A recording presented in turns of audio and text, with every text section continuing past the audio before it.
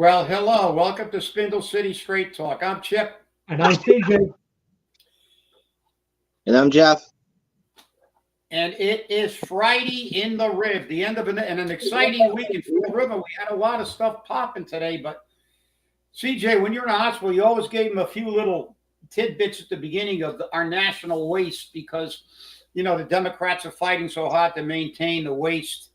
So I just wanted to get these two little things I took a quick note on about healthcare, which is your forte. And you know how bad some of the healthcare is in this country. So because they're bitching about Bobby Kennedy and so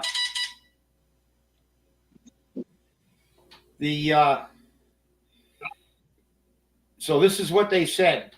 They don't want us looking into this, but we spend 4 times more on healthcare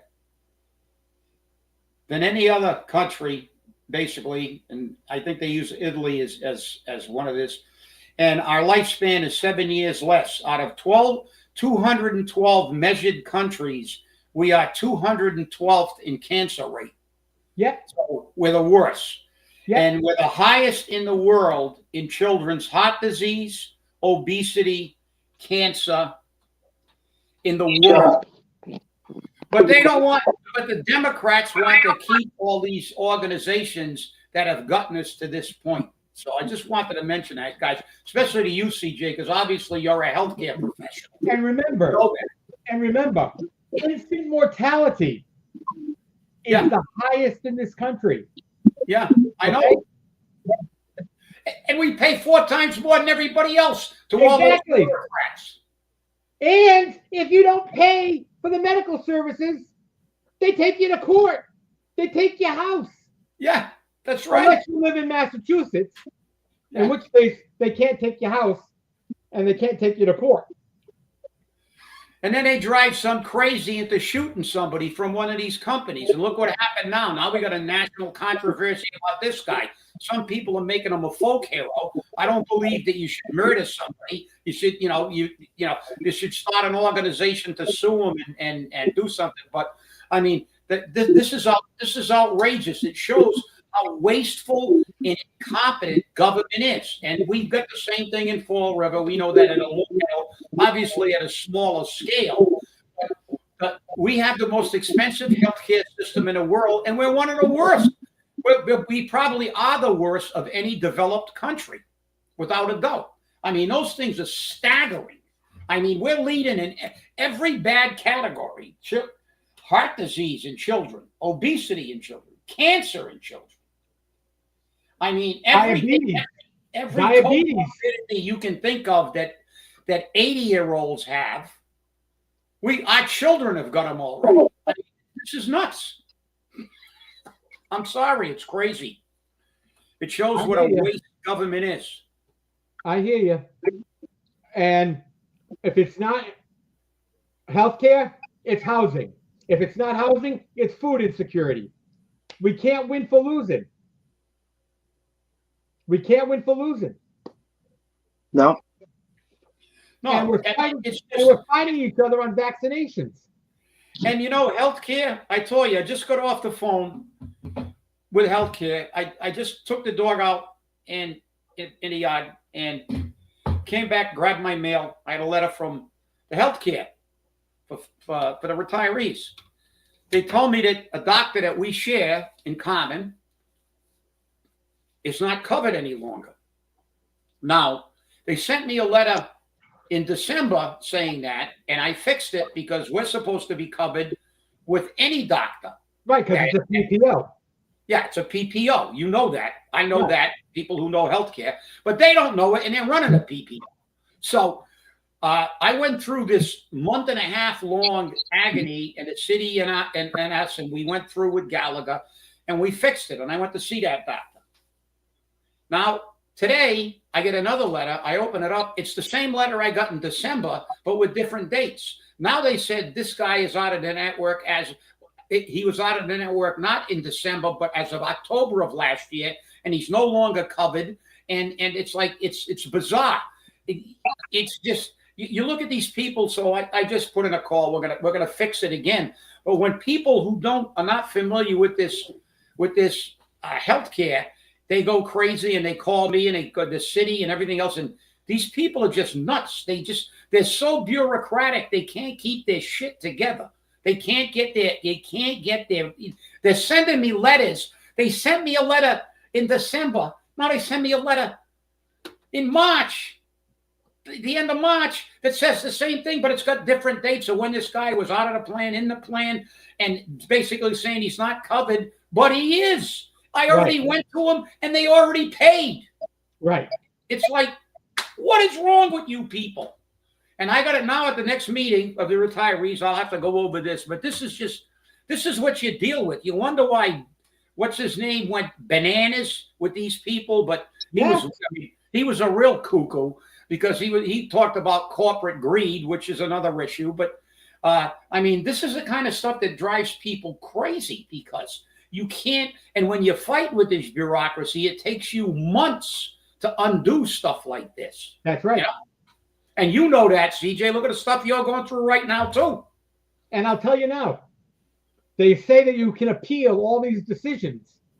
But when you find out that the decisions are being rendered by AI, not even a person, it's a computer program. Really? Yeah, it's a computer program. Okay. Interesting. And you've got to scream. You've got to scream at a person to say, I want a person to hear this. A drug that I was on, they wouldn't pay for. I appealed it. They wouldn't pay for it. I appealed it again. Wouldn't pay for it. So I submitted all the studies, all the medical records, all the recommendations by the physicians, 3 of whom were not my physicians, and they still denied it. I finally got a hold of a person, a supervisor, who turned around and said, this should have been approved. I said, no, really? I wonder why. Why would I wait all this time? An epiphany. Jesus. Yeah, but our robot didn't know. The robot didn't know. I mean, this is it. These people are, and they're getting $1 million salaries. The people who run these companies are getting $1 million salaries. And you hate to say the guy was right, but in a lot of cases, that's their strategy. Deny and delay. Deny claims and delay claims and make people jump through hoops. And maybe they'll pay something they shouldn't pay. But they ran into the 2 wrong guys with you and I, because I'll tell you what, hell will freeze over before I pay a bill that I'm not responsible for. And we both enjoy. Exactly. We both enjoy making their lives a living hell. True. But this is it. So everybody out there, fight the bureaucracy. Get rid of these politicians that support this bureaucracy, and they're all campaigning to do this, which is nuts. And so let's shift to the big news in Fall River. The ex-police chief was fired. There was a very, I don't know if you read the article. I got it from WPRI. It was a very, very long article. It was very. I read the report. Yeah, it was very thorough. They referred to the report. The people that are interviewed in that report sound like they're 5th graders. Yeah, I know. And the chief, Furtado, she sounds like she didn't even graduate with a GED. Every other phrase out of her mouth is and like. Yeah, well, I mean, and this is the problem. But and when you read the report sounds like it's a setup. The report sounds like it's a setup. I think they found one thing that he did, and even that wasn't criminal, according to the report. And well, the unregistered firearms were theoretically criminal, because if you and I had unregistered firearms in our house, we would get charged. Arrested. But according to the report, the reason why it wasn't criminal was because they were kept in the custody of the station. Had he taken them home and kept them in his own custody, well, they're splitting hairs, because I can quote you a law that says if you store a firearm in a locked trunk in a box, it's legal. It's secured. Right. So even if somebody breaks into the car and steals that box, they can't say you improperly stored a firearm. That's I right. happen to know that law. So the Right. fact is, it's not only the police chief. It looks like they were just looking to say, okay, well, and they may be true. But he was also, and I'm reading verbatim, quote, former Chief Gorman is responsible for intimidation, workplace harassment, storing unregistered firearms, unduly compensating himself, which is a crime too. It's actually, it is a crime because he fraudulently created freaking documents and to give himself pay. Several other policies and a code of ethics, unquote, wrote investigators from the Comprehensive Investigations and Consulting LLC. The firm's partners included, well, blah, blah, blah. But then this is another quote. This conduct is unbecoming of a chief and any member of the Fall River Fire Department. They wrote, Garvin responded to the reported, and there's always two sides to a story. Nobody's convicting Chief Gorman here. I'm not convicting him of anything. This is what they're saying. And Garvin responded in pushing back at the findings and expressing his dismay of how this is affecting his reputation. And this is in quotes. It's with a heavy heart that I address the public today following my unjust dismissal as a civil servant employee from the city of Fall River. Garvin said, the allegations levied against me regarding policy violations are completely unfounded. This investigation was a smear campaign dressed up as due process, unquote. Well, if he's a civil service employee under civil service regulations, sections 41 through 45, he has an appeal. He has an appeal process that's stipulated by law. That's right. And I can give it to you almost verbatim. And the worst part about it is every other employee who's been bounced, whether it be Seth Akins, Matt Malone, John Perry, no matter what, their reports were not made public. Yeah. They did everything possible let me change that. Paul did everything possible to conceal those reports. He protected those people. You mean Paul has a bug up his ass for Paul Garvin. Okay? And Coogan can't let it go. Well, I don't know what the motivation is, but I sounds like I said at the time was even more suspicious because at the next city council meeting, the new chief's salary is on the agenda. Yeah. And it's very high. Well, and not that I don't think they're all worth it because this city's got a horrible crime problem. You can't pay them enough, but the reality is, can the city afford to pay them? We talk about capitalism.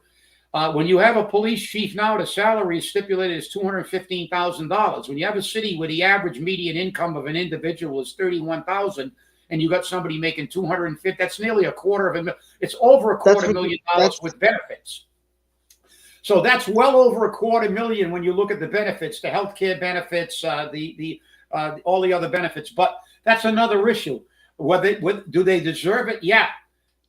We all deserve to be paid like they get paid in Boston. But the problem is cities and towns without fiscal responsibility, and guys like Coogan gives everybody raises like that. He gives a mechanic a $40,000 pay raise.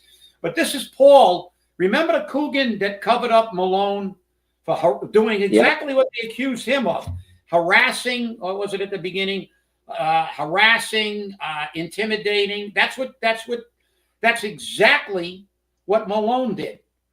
But they covered everything up. They covered everything up because Coogan doesn't want anybody to know anything. But now it's an election year. Now, isn't this the Paul Coogan that just figured out we got a fentanyl problem in Fall River? Isn't this the Paul Coogan that said he wasn't in favor of affordable housing, but now says we have Nantucket rents and we got to do something about affordable housing? Oh, yeah. And now this is the Paul Coogan who is being transparent on this issue.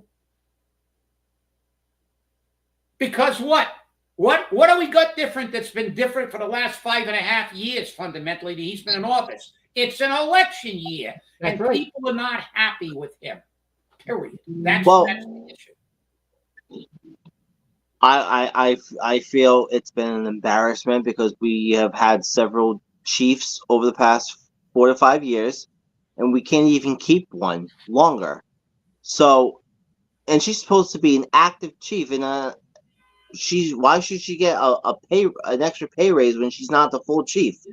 But yet the council has approved that and approve her as the new police chief, which you know what, look, I'm not saying anything wrong on her, but she hasn't even shown up to a lot of the meetings. And last night at one of the Alan Sylvia's neighborhood meeting, she was supposed to attend, but yet she didn't because of all this took place. Of course not, because she would be asked a question and she doesn't want to answer them.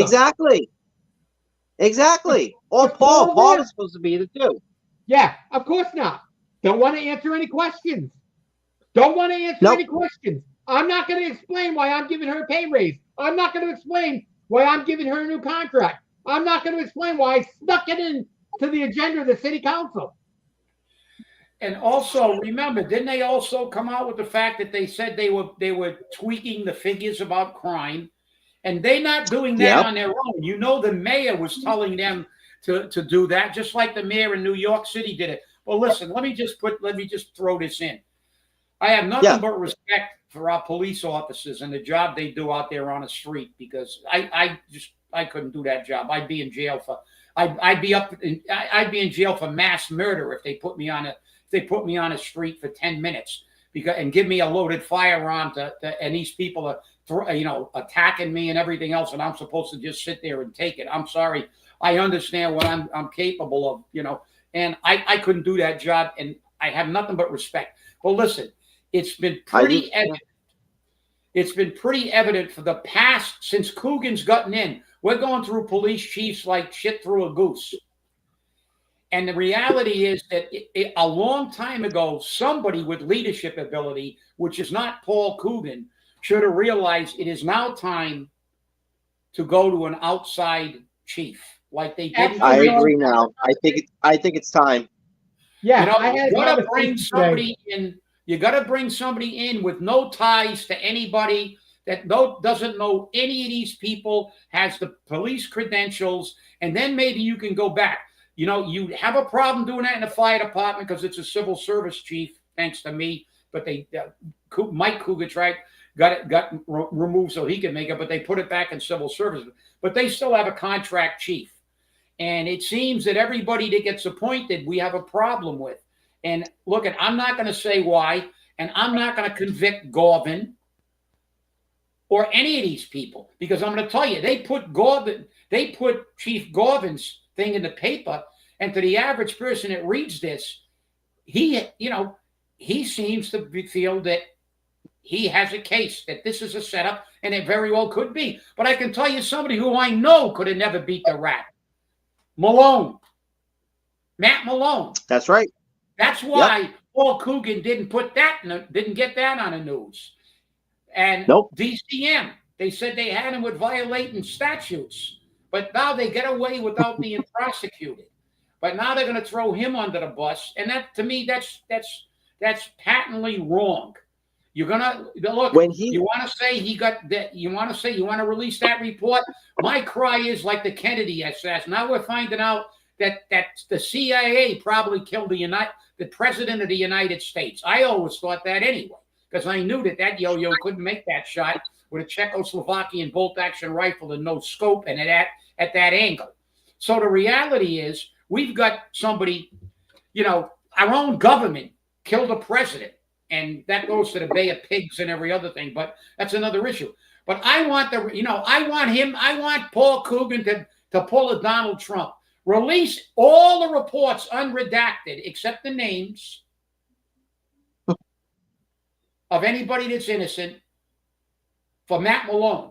Release all the reports on John Perry, unredacted. Tell us how much the lawsuits have cost. They did the same, if not more. Matt Malone harassed people. He intimidated people in the school department. He abused elderly people. He violated the Age Discrimination Act.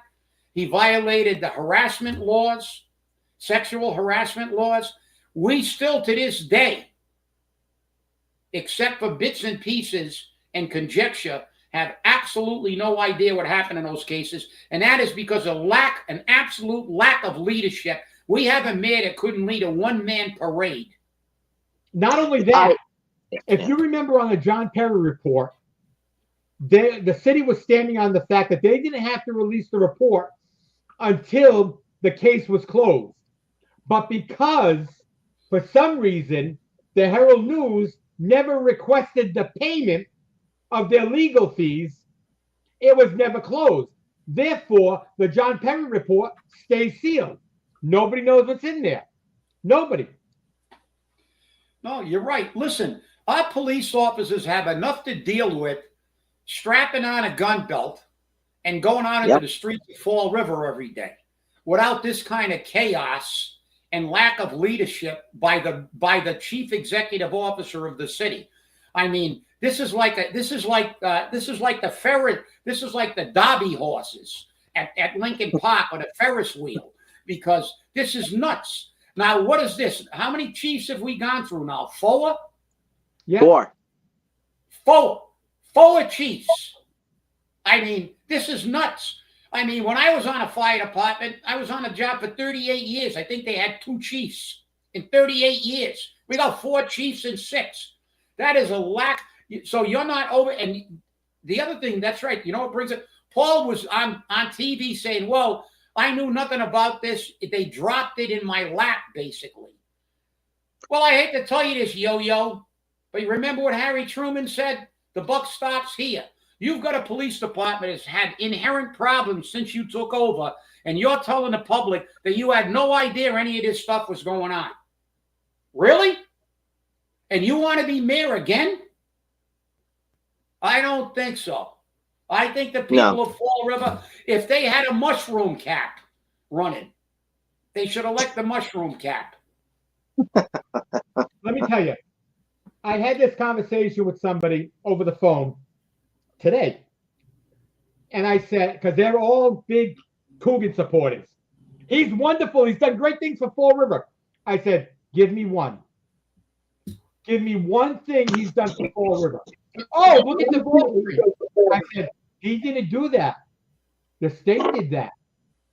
Well, he brought the tea here. I said, he didn't do that. That was a 3-decade plan that started long before Coogan came around.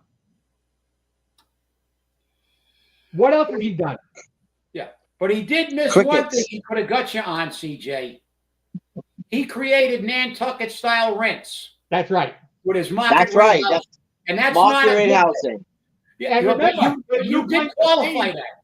You said his new claim to fame now is affordable condominiums. He's going to sell you an affordable condominium. Yeah. Did you see they can't afford an apartment? How are they going to afford a mortgage? Yeah, he meant condoms. Yeah. He's going to sell you an affordable condom. That's what he's going to sell you. He couldn't read. He flunked math. He flunked spelling.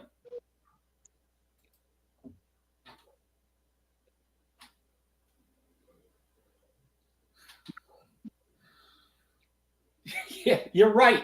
Well, that's the old con. I know nothing. He's like Schultz in the other thing. But the reality is, he hasn't done anything for the average people of Fall River. When these people who are making money off him say, "Oh, he did a lot of good things. Oh, he brought the train." Look, they always take credit for stuff. They've been trying to get the tea here for over 30 years. And the last train was 60 years ago. That's right. Yep. And the thing is, they finally got it only because of the corruptness of these administrations now. Now we got people with a lot of weight. Excuse me. Allergies. But, yeah, this is crazy. But, it's just a lack of leadership. I mean, I can't sympathize enough with the chaos. These police officers have to go to work every day in one of the most hazardous professions on the planet Earth, step into the streets of a city that they tried to suppress the crime statistics, and do their job. While they got chaos, by their leadership. And you know something? The worst thing you can have in any kind of organization, and a police department, like the fire department, is what they refer to as a quasi-military organization. It means that it is like the military. Police officers have sergeants and lieutenants and captains and chiefs. Yet, well, they don't have chiefs in the military. They do have chiefs in the Navy, but that's an enlisted rank. But they have generals and colonels, but that's to establish a chain of command so there's no chaos at these incidents. When you have a chaotic public safety incident, you can't have. There was an old saying in the fire department, for chiefs who didn't know what they were doing. When in danger, when in doubt, run in circles, scream and shout. That doesn't work. You can't run around like the Democrats do, like your head's on fire, and yell and scream at the air. You have to know what the hell you're doing. They even have a course. They even have a course for that. Because then you are an incident commander. They have an incident command course, and that's set up with a chain of command. And when that chain of command is in complete disarray, you can't do your job. That is hurting our police officers every day because they have nowhere to look on the street. Fortunately, they got sergeants out there and on the street that are street police, and they have to deal with everything. But it doesn't help when the upper echelon, the thing's in turmoil all the time. People think they're under pressure. They're being, and look at. The only thing I hope about this is let's find out who's telling the truth. If Garvin's telling the truth, go for it. Go for it, Chief. Take him, fight him right to the wall. Take him right to the mat. That's it. I would. I hope he does. Because this is outrageous that that our leader. It tries to imply that, oh, well, what, me? I didn't know anything. Oh, geez, this is a big surprise. They dropped it on me. They dropped it on you. This is the fourth police chief, and you're not paying attention to how the police department's going. You haven't had any meetings with the union, with the chief, and say, how's everything going? Oh, it's in total chaos. And then what do? You forget you had the meeting? I don't know. But it's just a shit show. I'm sorry. It's a mess. Well, for lately, we've been getting some officers, these new task force. They don't, as I said this a few months ago, they don't want to give out details on the arrests, the numbers, all that anymore. They want to go to these neighborhood meetings and have the people there talk to them. That's not what's supposed to be. Give us what's going on in the neighborhoods, in individual areas, and then we'll talk to you. We don't want you to leave, but it's like we're sitting there last night, and he's just like, anything. They were talking about homeless. Yeah. That's pretty much it. Come on. No, you're right. David's talking about his scanner. The scanner's going all the time. You know that. And there's all kinds of stuff going in there, but they don't show up at the meetings to tell the people in the neighborhoods. And this is it. And a lot of people don't realize, policing is, the jobs that the average person thinks are really nothing are the most dangerous things that police officers respond to. A traffic stop. When a police officer stops somebody for a broken taillight or something like that, or a brake light out, he doesn't know if that guy's a convicted felon with warrants out that might shoot his face off if he does the wrong thing and doesn't approach it properly. Domestic abuse issues are some of the most dangerous situations to be escalated. And these people, these officers are under tremendous stress when they go to these calls. These calls that seem innocuous. Oh yeah, the guy's yelling at his wife. By the time you got there, he's got a shotgun and he's going to shoot his wife, his kids, and you. I mean, you stop a car and it might be Bonnie and Clyde. I mean, what the hell? I mean, it's an injustice to them, and it's a disgrace to the citizens of Fall River that our police aren't being paid attention to, and we have this kind of chaos going on for the people who serve us and protect us. It's just wrong. It's just wrong. I'm sorry. Yeah. Yeah, and I had a conversation with an elected official today. I was on the phone a lot today. And we were talking about what is one of the things Paul did to benefit Fall River? Nothing. I got into that conversation with the elected official. And I said, the one thing he did do was raise the water and sewer rates. The one thing he did do was raise the property taxes. The one thing he didn't do was fix the potholes. The one thing he did do was cover all the corruption. This is the wonderful mayor that you love. And when I talked about the water rates, I said, when they presented that, please correct me if I'm wrong, but when they presented that, didn't they say that it was going to be a 5% increase each year? Yeah, They did. 5 years. They did last How year. is it all of a sudden 8%? How is it all of a sudden 8%? That's my first question. Secondly, does Paul Ferland ever speak the truth? Now, I said to this elected official, you already know that the city council is going to approve the rates. They don't care what anyone has to say. Although Linda did open her mouth and stick her foot in it because she told the woman that was testifying, she says, I'm not voting for it. Well, there's one. I can tell you Michelle Dion's not going to vote for it. There's two. Okay? Well, I don't think anybody should vote for another penny increase in the water rates. Should be level funded until we do a study. And I'm going to tell them why. I got a text from somebody yesterday asking me to look at the water rates. So I'm going to answer his question on this show. No, you can't look at the water rates without doing a comparison. What you need to do with the water rates, because they're going to say they're justifying this with this kind of actuarial projection or that kind of projection. But what you have to do is do something I did many years ago when I went to arbitration.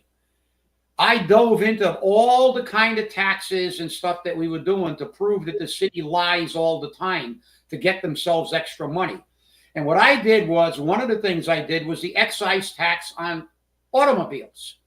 And I went back like 8 years, and I proved that every time the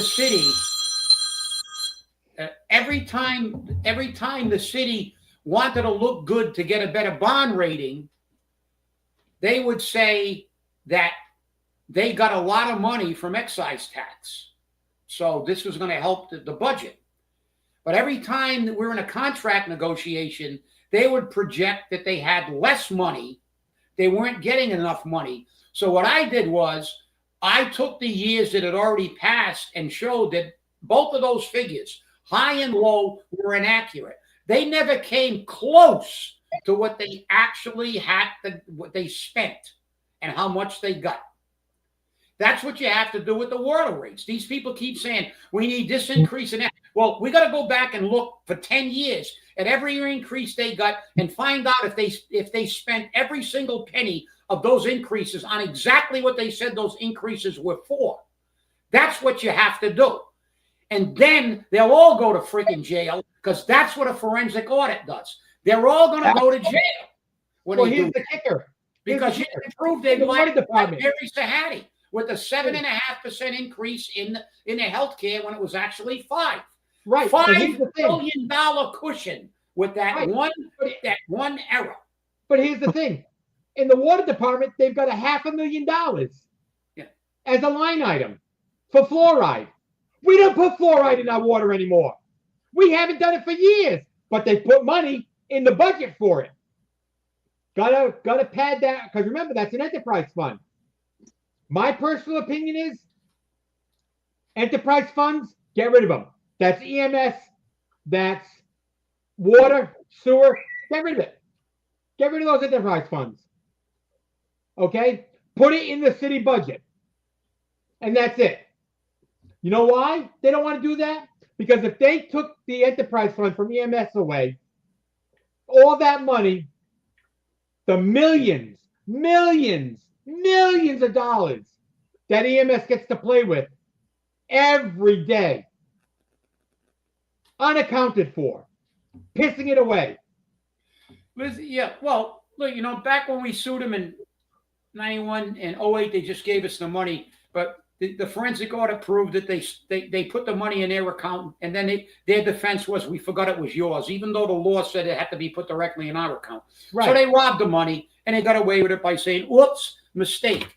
That's why they're all afraid of a forensic audit, because they do nothing but as Lou Pacheco, Sam Sutter's chief of staff, once said, that's how they create their magic money. And now, like I said, we're looking at all kinds of crunches on the taxpayer. Like you said, if you make a list, Paul's card, his push card that he sends to every house, you say, all the good things I've done for Fall River. I've raised your taxes. I've raised your water fees. I never, until this last recent thing, I was never transparent. I didn't obey the law. I spent $70 million. I did all these things for you. Unfortunately, I think they're good because my rich friends are getting richer, but they're not good for you. But what did I do that's good for my rich friends that aren't good for you? I gave them tax breaks. I gave them $70 million on gifts. I underestimated the value of their properties so they wouldn't have to pay as much taxes. I did a whole bunch of things for my lawyer friends, my banker friends, and my developer friends. And I didn't do anything for the average person in the city of Fall River. That's the problem. Paul runs on his record. He has been a total disaster. He is not. And the irony is, it's okay if he just went in there and said, I'm in there and my platform is F the average person in Fall River. But he ran, and what did he say in his first run? We all remember, I'm going to give you guys a tax break. I'm going to be transparent. I'm going to obey the law. A, B, C, neither one. You can't select that. D, none of the above. Right. That's the box you got to check with what he did. Yeah. None of the above. Maybe we should go back to his old campaign page. And remember, he's done absolutely nothing for anyone except for his friends. Well, Linda hit it right on the head. He gave tax breaks at our expense because every tax break he gave his rich friends went on our tax bills. That's right. True. That's right. True words were never spoken. And that's what the people have to understand. When he gives the richest people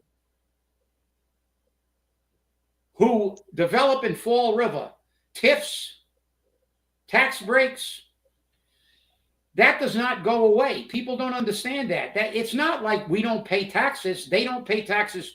The city doesn't pay. That goes into the 2.5 computation. Goes into tax base. That's right. With a computation. And guess what? If they're not paying it, who do you think's paying it? And in case you never realized, people, Massachusetts has a 2.5% tax cap. Yeah. But if you look at your tax bill, it never goes up 2.5%. Never, ever, ever does it go up 2.5%. You know why? The 2.5% is on the total assessment, not your individual bill, the total assessment. And that includes all the tax incentives they give. That's right. So they don't collect those tax incentives from the people who get them. So they collect them from you and I, which means that our 2.5% cap goes up to 5 or 6% or higher. Or higher. Remember about 2 or 3 years, maybe a couple of years ago on a show, we did it for 10 years. Yeah. The actual percentage that the tax levy went up, and it never was 2.5. It was as high as, I think, I got a good figure. I got a good head for figures, but I think one year it went up 14%. Right. I remember that. 14%. And people go, well, you got to be wrong because it's 2.5%. No, it's 2.5 on a levy, the base. And that base is they pump all kinds of TIFs every time, all the names, and we know all the names. We can regurgitate all the Richie Riches. You see them on the front page of the Herald News. They're throwing banquets for them. The millionaires. Right. Oh, the developer, look what he's doing. More housing that the people of Fall River can't afford. Let's give him a banquet. Let's throw bouquets at him. How he's helping Fall River. How's he helping Fall River? Nobody can get a damn.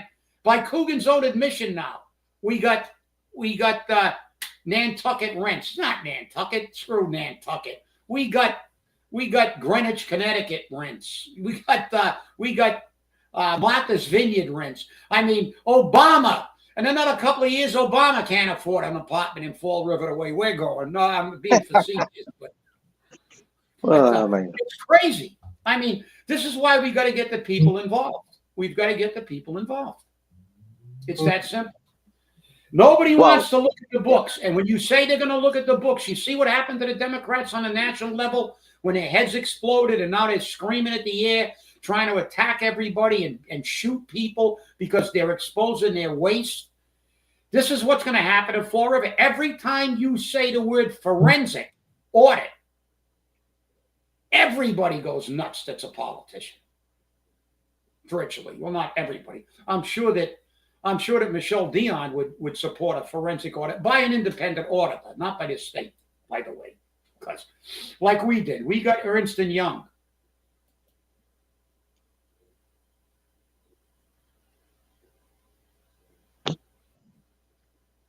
Yeah, well, like I said, you look at the statistics. On a national level, they're defending paying 4 times more for your health care and having worse health care than they got in a third world country and killing our kids. And on a city level, they're going to give out salaries and then say we have to pay them. And like I said, I'm not saying they don't deserve it. But for somebody in the city of Fall River that's a department head to be making over $250,000 when you look at the contract with the benefits, because it's 215 plus benefits, and everybody else is making that kind of money. In a city where the average median income was 31 and change, that just defies fiscal logic, fiduciary logic. You can't pay that. When I went to arbitration, the first thing I had to prove to the arbitrator when we were arguing for a contract, and I went not once but twice to the jail, I'm saying I went both times, was the city's ability to pay. Well, I'm telling you right now, if the city went to arbitration now and didn't want to give out these raises, they would win because they don't have the ability to pay, but Coogan doesn't care. He will not be paying taxes in 10 years, in 5 years in the city of Fall River, 10 years, unless he's been the mayor for 20 years, which is a horrifying. I mean, let's not think like that yet. But this is the problem, and I'm not saying they don't deserve it. You know, I mean, because they do. But the fact is, when you go to an arbitration, and the police lost an arbitration the last time they went, they lost. I think, unless they went one in the interim and won. Well, but the reality is, they lost because the arbitrator said they can't afford this stuff, and the reality is you can't compare yourself with Newton. If I go in and say, I want what Newton gets, you know what the arbitrator is going to tell me? Does your community have a tax base? The Newton tax base is like 10 times what is in Fall River. Everybody's house in Newton's worth over $1 million. $2 million, $3 million, $4 million, $5 million, $6 million houses in Newton. And they got an income that's 5 times more than we get here. So you can't expect, you can expect salaries to be higher in Newton. And people go, well, yeah, but they make that money in Somerset. You can't use Somerset because Somerset's got 18,000 people and 98% of that property is taxable. That's what a lot of people. So I'm going to give you a little insight into how you arbitrate because you got to know these things. You can't compare to small towns because they got a 30 man, 30 man fire department, 30 man police department. We got hundreds. They make, that Somerset makes almost as much in tax revenue as we do because virtually all their property is taxable. 50% of the property in Fall River is not taxable. It's either city property or church property. It may be different now, maybe slightly higher, slightly lower. But there's a lot of property in Fall River that's not taxable. And even though we have a lot more people and I remember that the last time I went to arbitration, the fire department budget, when I went to arbitration, was larger than the entire town of Somerset's budget. Just the fire department budget. So it's apples and oranges.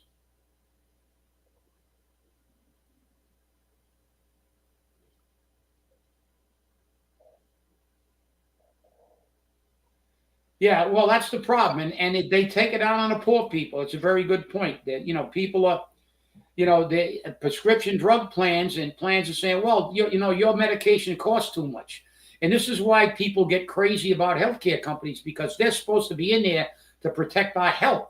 We're paying 4 times more than everybody else. You think maybe instead of cutting your prescription benefit, that's why they hate what Donald Trump's doing? He's going to look at the pharmaceutical industry. Explain to me. And this is not theory, this is fact. Because I meet with the pharmaceutical reps quarterly. You pay 35 to 90% less for an American drug in any other country in the world. So how can America justify charging Americans more for their prescriptions than you pay anywhere else in the world? You can go across the border to Mexico and CJ can buy his insulin and stuff for pennies. Right. Yep. Right. And here's the thing. All those drugs are paid for with American tax dollars. Yep. All the research to create those drugs is paid for with American tax dollars. So for these drug companies trying to say, well, we're making investments into these drugs. No, you're not. The American people are. You're just pocketing the money. And it shows what predatory agencies they are. They will sell them in these other countries cheaper because they couldn't sell them at the price they sell Americans. They're just bending Americans over and take us because this is what happens. They cut it out of the formulary, but they're going to sell it. There was one drug, I remember a documentary they did. There was one inhaler, and they had it on a documentary. They had a woman that inhaler cost like $250 for that inhaler. And they went to Mexico and they walked into and over there, you don't even need a prescription for this stuff. You walk into the store and you buy it. And it's also illegal to bring it back over the border. America makes sure you can't go to Mexico if you're living in Mexico and buy your drugs because they don't lock you up. You can't do that. They're going to let the pharmaceutical companies screw you. So they went over and they went into the store and the guy that was doing the documentary, he starts talking to the guy and he orders the thing and it looks the same inhaler, same box. It's an American drug. He gives it to it. So the woman says, well, how much is it? He goes, so it's like, so the guy says in Spanish, she doesn't speak Spanish. She says, how much is it? It was $250 in the United States. It was like $3.85. $3.85. Jeez. Oh my God. She actually started crying. She cried. Wow. Because she couldn't afford her medication in the United States, and it was like $3. And I can show you stuff like that. I can pull it. I can read you the stuff that you look at what we pay for drugs, American drugs from Canada, Australia, or England, and you'll see a drug that in the United States is $800 per dose, and in Canada, it's like $55. Some of them are not quite as bad, but we have some that are. I mean, the first time I saw that, I almost fell off the chair when I looked at how much. I'll tell you how much we've had that plan for 20 years now. We're in the 21st year. We got an award for being with them for 20 years because we negotiated that plan. I was a chairman of the IEC when that happened. We saved nearly $80 million on American prescription drugs by buying them from another country. $80 million. That is a tragedy. It's a travesty that Americans are getting screwed on drugs, and Linda can't get a drug. Can't get a drug. They're going to drop it, and for her son's prescription. Where if you lived, if you lived in Mexico, you could take a drive. Of course, you might get shot or kidnapped, but you could drive over to Tijuana, try to get it. If CJ lived near the border, he could go over and get all his insulin stuff for half the price or a tenth of the price. Well, as it is, the federal government was nice to diabetics. They gave insulin at $35 a vial. Yeah, but it's still cheaper in Mexico, but it's not. Yeah, it is. Especially when you consider that in the United States, an average vial of insulin is 125 to $250 a vial. A vial. That's Yeah. And just for and the that's the drug that you're required to live. yeah, and just for the uninitiated, how long do those vials last? Well, I can tell you right now that I get one vial that lasts me 9 days. That's 9 days. So basically, it's 3.5 vials a month at Yep. that price. Yep. So do the math. Adds up fast. I'll tell you. And the Congress still will not put in the Medicare budget the right for CMS to negotiate drug prices. They gave them 10 drugs over 10 years. That was it.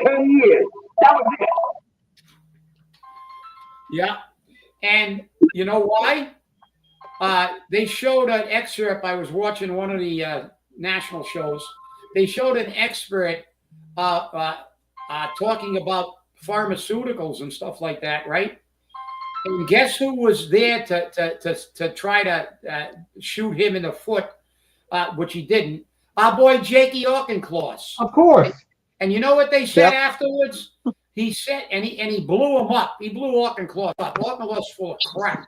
But he said before the show started, he had a card from the drug company with talking points. So how much money does, they showed Sheldon Whitehouse gets like $1 million from them. They all get money from the pharmaceutical companies.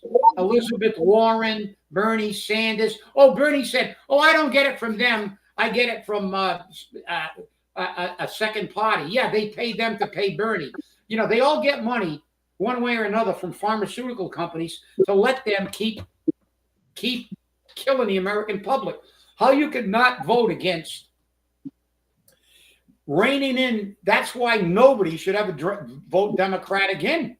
As long as these people are out there with their hair on fire, protecting wasting your money, killing your kids, making you pay 4 times more for health care, 10 times more for drugs than anybody else in the world.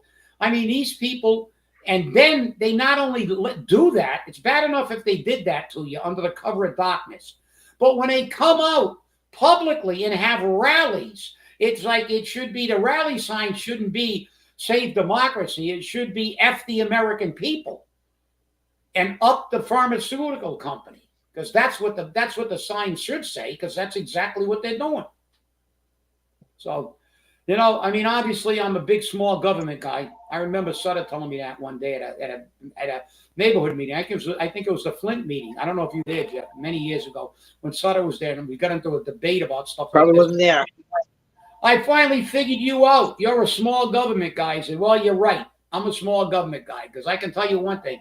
The bigger government gets, the more money they need. So as far as I'm concerned, if we could run the government with 12 people, that'd be good. That's for sure. So let's I'm all for that. listen, as far as Chief Garvin is concerned, listen, Chief, if you're right, and I think if you got the courage to put that in writing and say it publicly, I think that you feel that you have been wronged. And if you are, I would do exactly what you did. I would fight that thing. I would fight that thing till my last breath, because they, as you said in your comment, they fundamentally have basically really, really attacked your character, and and they've done damage to your credibility. And if that was truly a setup, I hope he sues. and I know that I just got a text from someone saying that the new chief is supposed to be at the South End, didn't show up. Well, we can't show up until we get the numbers straight, right? And we don't know if they're fudge numbers or the real numbers or what kind of number. But listen, let's transcend this one singular issue. This singular issue with Chief Garvin is a symptom. There were 3 other chiefs that preceded him. This is a symptom of the problem. It is not the disease. It is a symptom. CJ's a medical professional. He knows a symptom isn't a disease. So the disease is Paul Coogan and lack of leadership. That's the disease. Paul Coogan and lack of leadership in his community is destroying his community. The police chief, unfortunately, is a mess, as 3 previous police chiefs were. But those are the symptoms of the underlying problem. And when they get down to diagnosing the problem, the cause, it's lack of leadership in this city. And with that, guys, you guys can close it down. Well, I'll tell you now, if Paul Garvin doesn't go after the mayor personally, because what the mayor did was not in his position as mayor. It was a personal attack. It was personal slander. And Paul's already made $1 million off the city. So let Paul Garvin take him to the cleaners for $1 million. There you go. Because that would serve him right. That would serve him right. Well, we already know his defense, CJ said they just dropped this in my lap. I know nothing. He's using the Schultz defense. Yeah, well, that's not going to hold up in a court of law, that's for sure. Well, I want to thank you all for watching, and remember, stay safe, stay angry, and hold your politicians accountable. After all, they're nothing but bullshit artists. Have a great weekend, and we'll see you on Monday. Thanks for watching.